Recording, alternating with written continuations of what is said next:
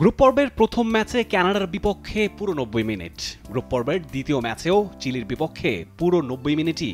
সে ম্যাচেই চোট পেয়ে গ্রুপের তৃতীয় ও শেষ ম্যাচে পেরুর বিপক্ষে মাঠে নামা হয়নি মেসির। চোট কাটিয়ে ফিরেছেন কোয়ার্টার ফাইনালে ইকুয়েডরের বিপক্ষে ম্যাচেই, কিন্তু নিজের সামর্থ্যের ঝলকটা ছিল অদেখাই। মিস করেছেন টাইব্রেকারে নিজের নেওয়া পেনাল্টি কিকটাও। এই হলো কোপা আমেরিকার এবারের আসরে লিওনেল মেসির আর্জেন্টিনার হয়ে খেলার সংক্ষিপ্ত বৃত্তান্ত। পুরো টুর্নামেন্টে গোল নেই এখনো পর্যন্ত। একটা মাত্র অ্যাসিস্ট এসেছিল একেবারে শুরুর ম্যাচে কানাডার বিপক্ষে। সেই কানাডার বিপক্ষেই আবারও সেমিফাইনালে মুখোমুখি লা আলবিসেলেস্তেস। তবে এই ম্যাচে খেলবেন কি খেলবেন না সেই শঙ্কাটাও দানা বাঁধতে শুরু করেছে অনেকের কাছে। পায়ের চোটটা যে এখনো ভোগাচ্ছে তাকে, ফিরে পাচ্ছেন না হারানোর রিদমটাও।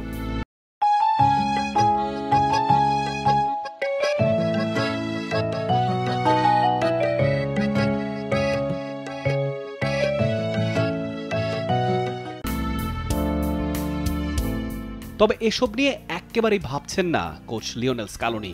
তার কাছে হিসেবটাও একদম সহজ। বিনা দ্বিধায় তিনি বলেছেন মেসি খেলবেন, এমনকি শতভাগ ফিট না হলেও।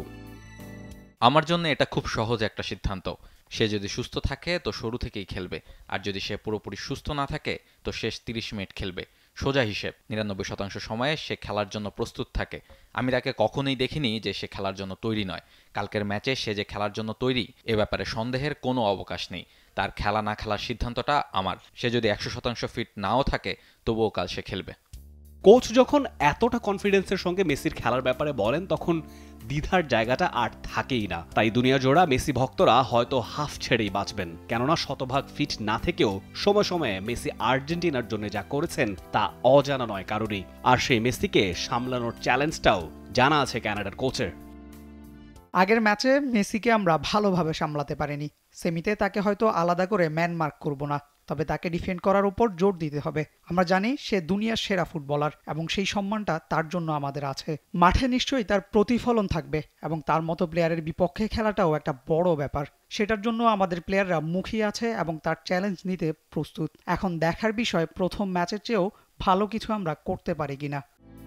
আপনি আর্জেন্টিনা ভক্ত হয়ে থাকলে আপনাকে হয়তো আজ রাতে একটু কমই ঘুমোতে হবে। অ্যালার্মটা দিয়ে রাখতে হবে ভোর 6টায় নিউ জার্সির মেটলাইফ স্টেডিয়ামে বাংলাদেশ সময় ঠিক তখনই ব্যাক টু ব্যাক শিরোপার লড়াইয়ে সেমিতে আর্জেন্টিনা মুখোমুখি হবে কানাডার। আর সেই খেলাটা দেখতে হলে আপনাকে চোখ রাখতে হবে টি স্পোর্টসের পর্দায়। Rifat Tanvir Rafi, T Sports. For more updates, subscribe to our YouTube channel and click on the bell icon. Follow us on Facebook and Instagram. Download T-Sports app to enjoy exciting games and highlights. Visit tsports.com.